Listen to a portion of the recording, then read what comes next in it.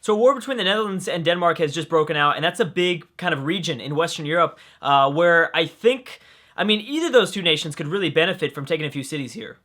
There was also a big coalition that formed against Armenia because the AI is getting to that point in the game where they want to declare war on the little guy. They don't mind. They don't care. Now Egypt hasn't pushed forward much going to the final Sumer city. I don't think they will. I think if they do, I think it'll be very bloody, and I think the Hittites will probably capitalize on that. The Hittites are in. Well, there's a caravan moving through Egyptian territory, so they're somewhat reliant on the Egyptians, but I don't think they like each other. I have a spy spying on Egypt, so we'll see if maybe they tell us anything. I feel like maybe the Hittites have an okay, maybe a respect for Egypt. Ramses might not, with that relationship the other way around. Also, let's check on William. Wow. Yeah, this is going to be pretty big. Now, remember, we were just talking about how huge William's army was in the North Sea, or I guess Navy was in the North Sea. They can really utilize these sea beggars and their frigates to attack this coastal Danish city.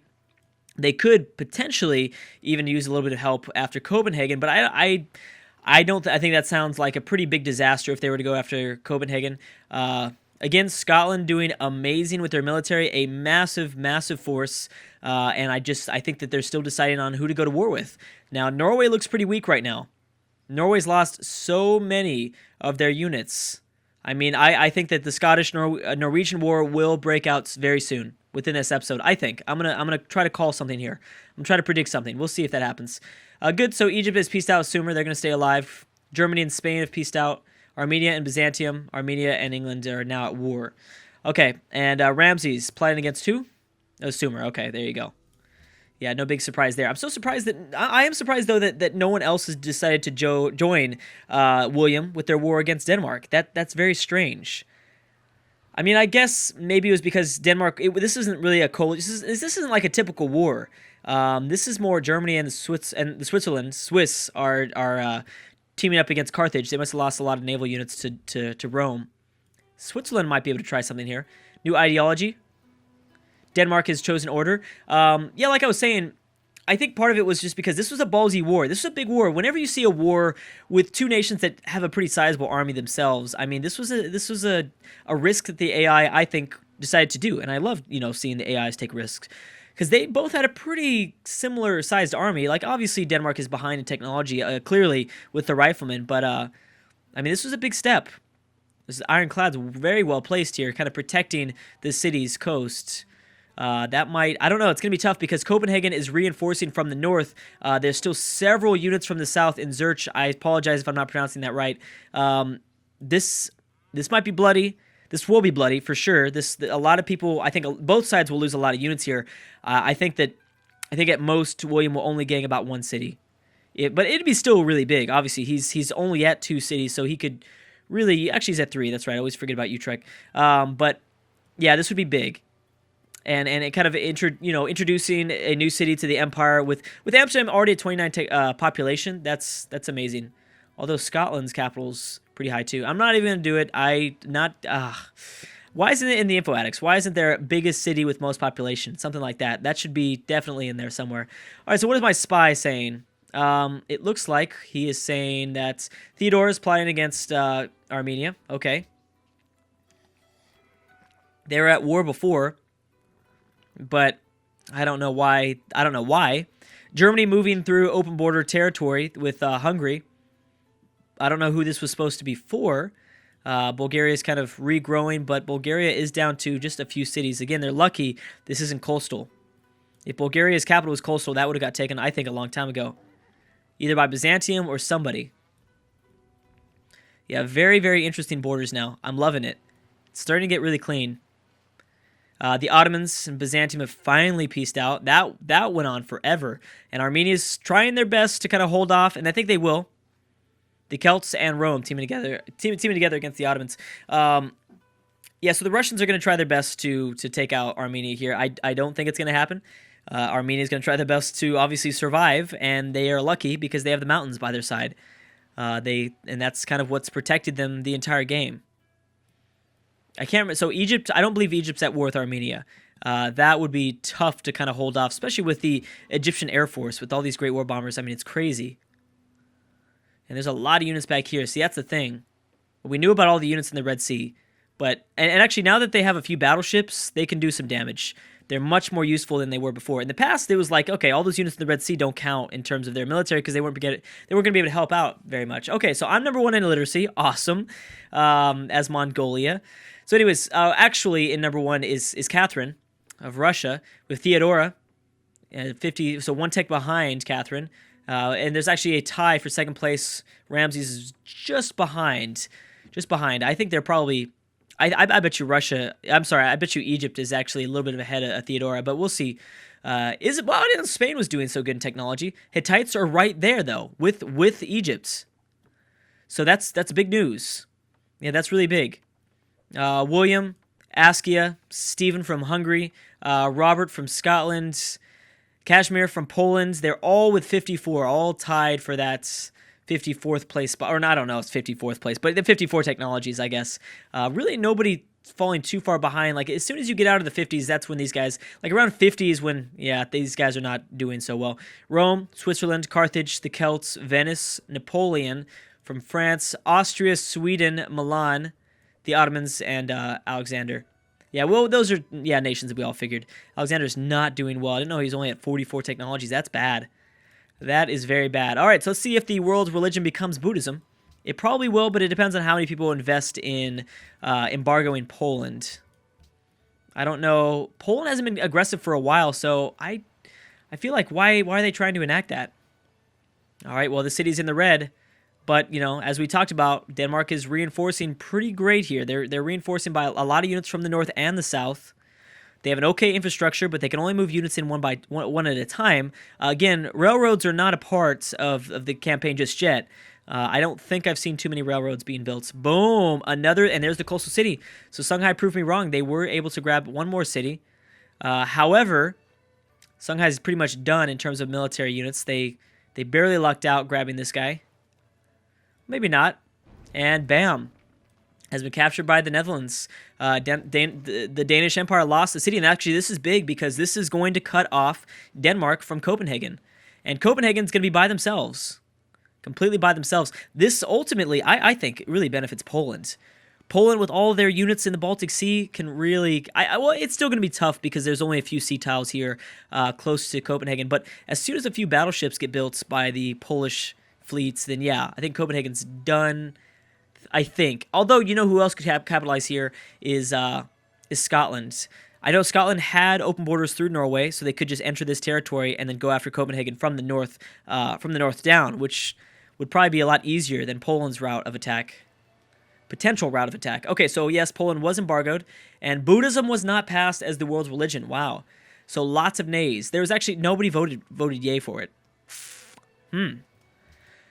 That's interesting because a lot of the most of the world following Buddhism. There's 39 cities following Buddhism. Maybe, I guess it really, the proposal, the attempt of trying to embargo Poland, I guess, was on everyone's higher on everyone's priority list, I should say. Well, there you go. I mean, I didn't know that. Poland hadn't taken out anybody in a really long time, but I guess people are still butthurt about Poland's aggressiveness, I guess. Oh, Denmark grabbed it back, but it's a little bit too late. Actually, you know what? They're going to keep it, though. I bet you they keep it. Denmark's still looking really good with their military. It all depends on how much they utilize that navy. But then again, there are Danish frigates and ironclads coming down, entering the North Sea territory. Wow. Never mind. This might end in a stalemate. I knew this was going to be close. If anything, I mean, it really opens up an opportunity for England to go after Amsterdam. That would really kind of keep things, make things interesting. Or maybe even Scotland could go for it. I don't know. I mean, Scotland's being really quiet. I talked about how I thought Scotland would go after Norway here. They've got the fleet, and they still have a lot of units in Scandinavia, which makes me think that they want to go after these countries. Just, I'm not sure why they're not. I know they gotta want to go to war with Norway, right? They can't be thinking that friendly. You know what I mean? They can't be feeling that friendly towards Norway. Theodore is playing against Stephen from Hungary. That's actually an interesting one, but they don't border each other. Yeah, no, they don't border each other, so it's not really that big of a deal. Waiting for the Goths to build a bigger fleet inside of the Black Sea. How's Byzantium doing? Yeah, they're still good, but most of their fleet is actually in the eastern Mediterranean region. I don't know what they're doing here. I feel like what would be really interesting would to see like Byzantium go after the Hittites, and then, you know, obviously after a few of those units have been destroyed, then Egypt would of course declare war, pick up this city here in the Arabian Peninsula, and then it would be kind of a fall. And then you're talking about Byzantium and Egypt, probably the two powerfulest nations. I would say the two most powerful nations in this world, right there, in a, you know, in a struggle, a border friction scenario. Now that would be big. Be very big. Oh, the Netherlands actually grabbed it back. I'm shocked. But does Denmark have an opportunity of taking it once again? Yeah, they do, kind of. I mean, I always thought that if anyone was going to stop the Egyptians, it would only be Byzantium. Theodora, I think, is the only person right now in any... Maybe Russia. But right now they don't border each other. So Russia would need to drop Armenia and go after this final Sumer city, which I don't think anyone's going to be able to take unless they have a fleet inside of the Caspian Sea. But that's what I want to see. I want to see these three great powers, Russia, Byzantium, and Egypt, all border each other. Now, obviously, Egypt is the most powerful, and maybe Byzantium and Russia would have to team up. But I would guess that it would probably work. Theodora's plotting against the Goths. I figured that. She's been plotting against the Goths, I think, for a long time. I'm surprised that she hasn't really put that plan into effect, though. She's kind of left it alone. The Hittites with a big military, a big fleet out here. Carthage and Rome, I believe, are still at war. Rome's got a lot of land units. Milan trying to figure things out still. Milan's pretty safe, though, as long as Rome doesn't continue to move this way. Now, Venice from Hungary, the new Venetian city, or the former Venetian capital under Hungary's territory. Oh my gosh, really? A third Moroccan city's fallen? Actually, that would be 4, right? That's 4 Moroccan cities. They're still going for it. Wow, and they actually still have units. They could potentially attack the Moroccan capital. And look, Spain's now made a landing here. Spain has made a landing in North Africa with quite a bit of units. The problem is they're dumb and they're going after the Moroccan capital. I'm shocked. I can't believe they pressed this far forward. That's amazing. They really... That AI, Askia, the AI from Askia, or I guess Askia is the AI, he did a smart job of waiting for Morocco to kind of invest enough, units in their northern war for Iberia, and then boom, they decided to strike at the right time. Morocco had like no units left. Yeah, very smart move there. I'm shocked they were able to take that over. I can't believe that. What were we talking about? So, we were talking about Hungary. So, Hungary didn't decide to annex Venice just yet. Now, Venice is out of resistance. I talked about this. Hungary really needs to utilize Venice as, their coast in the Adriatic Sea. They can pump out a lot of naval units here, and it would really help them out against Rome. They could try to attack Rome. Antium would be so open to a naval attack. With a few battleships, they'd be able to take it over. You obviously embark some things, but protect it with your fleet, which the AI could do, because there's only 2 tiles width here. So that would be pretty easy. Oh, Denmark's grabbed it back. Pretty big back and forth, and I think that's the end of the war, though. Ideology. 2 of them have been found out. Carthage, or 2 of them have been discovered or announced. Carthage and the Celts both deciding to choose order over freedom and autocracy. Yeah, so no big surprise there. Lots of carriers for Scotland. Maybe we see Scotland go after Iceland. Maybe they're the only people that can try it. I mean, I felt like they would be the only 2 nations that would go at it with Iceland. Or the only nation, I guess I should say. Units are completely filling out Ireland. Like, land units are almost in every single tile. But the Celts, I don't think, have declared one single proximity war against anybody. And I get that. I mean, why would you want to go to war with either Scotland or England? Both of those nations are pretty powerful in their east, so it's understandable. And both of them actually have pretty big fleets, too. Which is really unfortunate for the Celts. Maybe the Celts could go after Iceland. How are they doing in technology, actually? They've got great war infantry, so that's pretty dang good. I got to give it to them there. Yeah, so they're doing okay. Oh, I didn't realize this. So actually, Iceland's economy is sustaining itself off of Scotland and Ireland. Oh, that might be a deciding factor. Oh, no, wait, where are you going? You're going to France, aren't you? France, or actually, no, I think you might be going to Switzerland. Russia's denounced Hungary. Rome denounced Norway. Iceland and Rome, and Carthage and Rome have peaced out. There you go. All right, Carthage. Next time you declare war like that, you gotta bring a bigger navy to the battle. That did not go well. I don't think I saw anything happen. I mean, there was a few small attacks back and forth, but nothing too big. Captured by... Oh, wow. I forgot about that. I forgot about this German colony. So there you go, Carthage. You got yourself 4 cities now. Not bad. Spain dangerously close to taking over this Moroccan city, which would leave Morocco only with their capital. Morocco's really focusing in on protecting their capital, just trying to stay alive right now. Plenty of units. Songhai, I think, still has enough units to be able to take over all of Morocco here. Big deal. Kind of, and especially if Spain kind of gets the landing here, just south of the Rock of Gibraltar. Needless to say, that posed some pretty interesting possible wars. Spain is powerful. Actually, they're not that powerful. Look at why isn't Spain building military units? I don't understand. They only have like 5. They couldn't have lost that much. All they were defending, Morocco was from their fleet, and they were just attacking Porto. Why don't they have more land units? Were they dumb? Were they embarking them? Were they getting one-shotted? I don't know. They barely have any air force. Spain doesn't even have an air force, man. What are you doing? What are you doing? Germany and their colony of modern-day Finland. Looking pretty cool. There it goes. Boom. Spain captured it. So, yeah, Morocco's down to just their capital. We'll have to see exactly how much the Songhai military actually decides to invest to try to take over this final city. Obviously, you're talking about some major power in this continent in Western Africa. Really, they could continue to roll over Spain, England. I mean, there's no stopping them. Carthage would be a little bit tougher, but by that point, when they border Carthage, it would be pretty easy. And we know Songhai does not like Carthage. Okay, so we have Egypt playing against Austria. Yeah, Austria's not doing so well. Actually, they've been really quiet. I know that Austria only has, like, what, 1 city? Oh, that would explain why they're so quiet. Forgot about that.